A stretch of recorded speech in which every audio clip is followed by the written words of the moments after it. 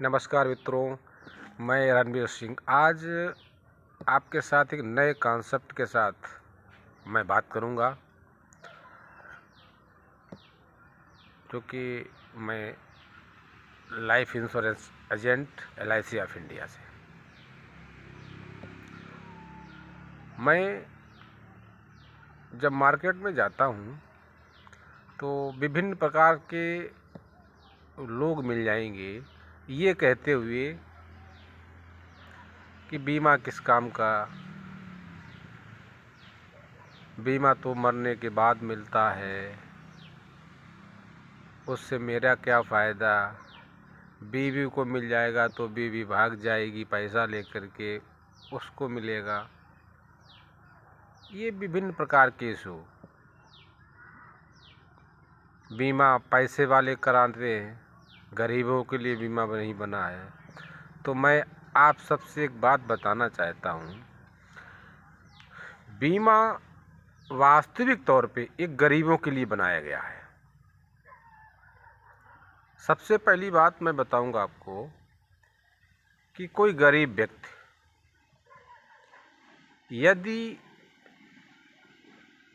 उस व्यक्ति की असमय मृत्यु हो जाती है और बीमा नहीं है, उस कंडीशन में उसका परिवार, आप अपने पास पड़ोस में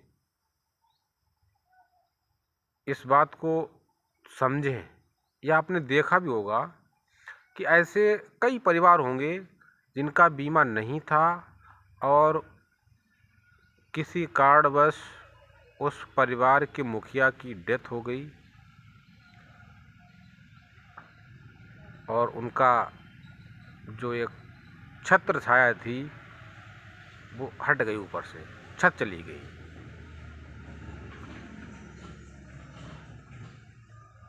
ऐसे उदाहरण आपको गांव शहर में मिल जाएंगे।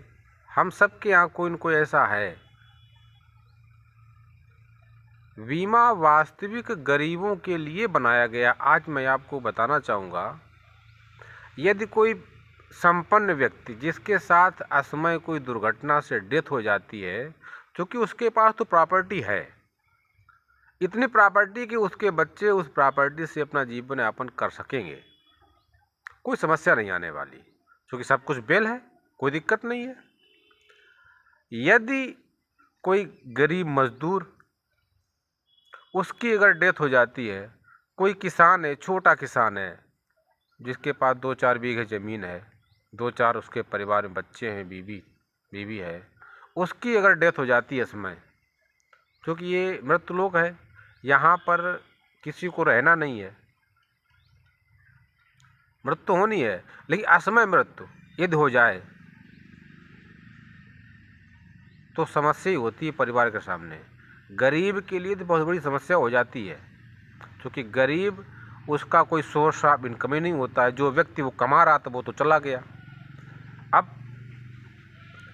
अब कंडीशन ऐसी हो जाती है कि उसके पास नेक्स्ट डे के से जीवन यापन करने के लिए ऐसी कोई प्रॉपर्टी नहीं है जिससे उस परिवार का जीवन यापन हो। पैसे वाले के पास प्रॉपर्टी है, वो जीवन यापन उसका परिवार कर लेगा, लेकिन जो गरीब मजदूर, छोटे से किसान या जो रेहड़ी पटरी वाले ऐसे लोग हैं जो फुटपाथ पे दुकान लगाते हैं, इनके लिए तो परम आवश्यक बीमा है।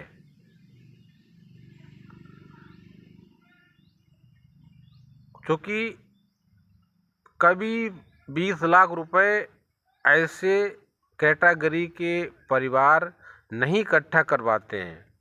मैंने ऐसे बहुत से परिवारों को देखा है।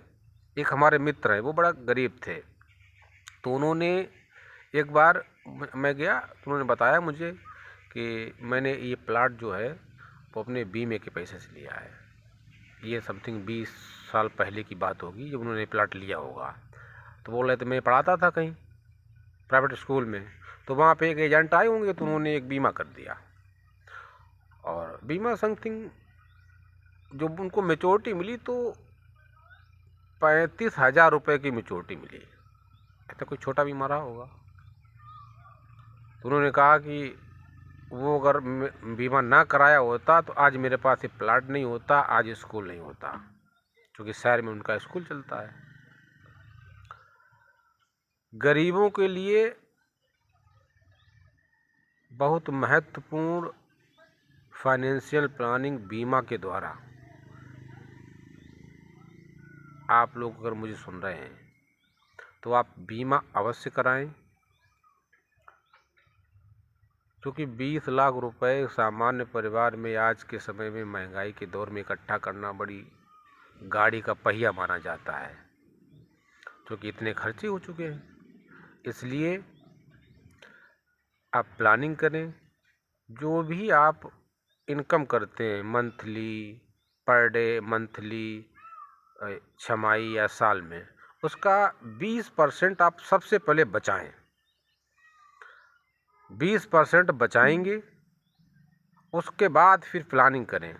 मेडिकल फैसिलिटी जो परिवार में उनकी, एजुकेशन की, खान पान की, इस तरीके से कुछ चीज़ें ऐसी हैं कि चलो भाई कुछ कम बजट में हम इनको पूरा कर सकते हैं, मेडिकल फैसिलिटी को छोड़ करके। बाकी तो सब कुछ कम अप डाउन हो जाता है कम ज़्यादा रुपए में। तो शुरुआत में मैंने जो पॉइंट बताया था कि पैसे वालों को बीमा, लोगों ने ऐसा र्यूमर बना रखा है, जो समाज में ऐसे लोग हैं स्वयं तो बीमा कराए होंगे लेकिन पड़ोसी ना बीमा करा सके, इसलिए देखते रहते हैं कि ये क्या इसके मन में चल रहा है, ये बीमा अगर करा लेगा तो 20 लाख रुपए, 10 लाख रुपए ये बचा सकता है, क्योंकि इसकी रोज़ की अर्निंग 1000 रुपये है। दोस्तों, मैं आपको ध्यान दिलाना चाहूँगा कि ऐसे लोगों से बचे रहें जो स्वयं तो बीमा कराए बैठे हैं, आपको बीमे के प्रति डिमोटिवेट करते हैं। ऐसे लोगों से बड़ा चतुराई से मेलजोल रखें। लड़ाई नहीं करना है, लेकिन प्रयास करना है कि इनका बीमा कितने का है तो उससे आधा तो बीमा आप भी करा लेना, क्योंकि उनके पास तो प्रॉपर्टी है, उनके पास कोई अनहोनी हो जाएगी उनके साथ में तो उनके बच्चे पल जाएंगे। लेकिन ऐसे लोग जिनके पास प्रॉपर्टी नहीं है, विभिन्न प्रकार की बातें करते हैं, बीवी भाग जाएगी, तुमने बीमा करा लिया, तुम मरने के बाद बीमा मिलता है। अरे भाई, जिस बीवी ने तुमको पूरा जीवन दिया है उसकी खातिर ऐसी कोई प्लानिंग नहीं कर सकते हो कि तुम्हारे न रहने के बाद में उसको और उसके बच्चों का लाभ मिले, क्योंकि बच्चे वो तुम्हारे हैं, उसके भी हैं। जिसने आपको पूरी लाइफ दी है उसके लिए आप ऐसी बात करोगे कि बीवी, मेरे मरने के बाद बीवी को पैसा मिलेगा, बीवी तो भाग जाएगी, पड़ोसी साथ मज़े करेगी, विभिन्न प्रकार की समस्याएं। इतना घटिया सोच लोगों का, क्योंकि मैं फील्ड पे जाता हूँ तो मुझे ये सुनने को मिलता है, लोग भड़क जाते हैं, कहते हैं हाँ ठीक कहा भैया, पैसा तो मरने के बाद मिलता है। अरे नहीं भाई, मैं आपको बताना चाहूँगा कि बीमे का पैसा पहले ही मिलता है। अब भाई कंपनी ने एक रिस्क कवर ले रखा आपका है, और भाई दबे किसी का घटना हो जाए, कौन जानता है इस दुनिया में कौन कितने जिंदा रहेगा। जब अनहोनी हो जाती है तब पैसा जो है रिस्क कवर के रूप में नॉमिनी को मिलता है, और सब कुछ भगवान चाहे अगर सब कुछ अच्छा रहे तो पैसा मैच्योरिटी के टाइम, जो भी आपने टर्म लिया है 10 साल, 15 साल, 20 साल, तब मिल जाता आपको है। तो इस प्लानिंग से आपका परिवार खुशहाल होगा, आपकी भविष्य की आने वाली समस्याओं का निदान धीरे धीरे आज से ही प्रारंभ हो जाएगा, और आप चिंता मुक्त हो जाएंगे भविष्य के लिए, क्योंकि आपके बच्चे, आपकी पत्नी सभी एकदम सुरक्षित रहें, खुश रहें और संपन्न रहें।